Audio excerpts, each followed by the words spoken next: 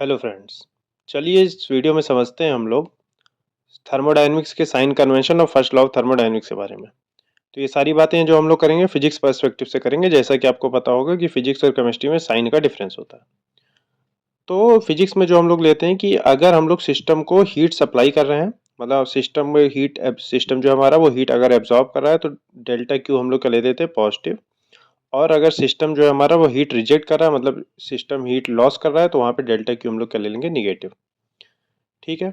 उसके बाद एक दो बातें और अगर आपको पता हो तो अच्छा है कि जैसे एक्सपेंशन हो रहा है, वॉल्यूम इंक्रीज हो रहा है सिस्टम का, तो work done by gas positive ले लिया जाता है, और अगर वॉल्यूम घट रहा है, कंप्रेशन हो रहा है, तो work done by gas negative लिया जाता है। ठीक है।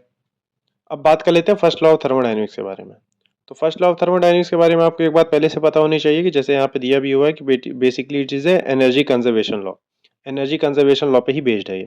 किस तरीके से, मैं आपको बताता हूँ। सपोज हमारे पास एक कोई सिस्टम है, इसमें कोई गैस वगैरह भरी है, ये हमारे पास सेटअप है, सपोज कोई हीटर है जिससे हम इसको हीट दे पा रहे हैं। तो जब मैं इस सिस्टम को कोई हीट दूंगा तो वो हीट हमारी दो जगह खर्चा होगी। कहाँ कहाँ पे? या तो वो हीट खर्चा होगी सिस्टम की इंटरनल एनर्जी को चेंज करने में, या फिर जो एनर्जी होगी जो हमने हीट दी है बेसिकली वो वर्क डन करने पे जाएगी। तो दो जगह एनर्जी खर्चा होती है, एक इंटरनल एनर्जी को चेंज करने में, दूसरी वर्क डन करने पे। वही उसी चीज को मैथमेटिकली लिखा जाता है D Q, that is the heat given और taken. D U change internal energy, और D W is work done by gas. अब इसमें कुछ खास खास बातें हैं जो आपको पता होनी चाहिए।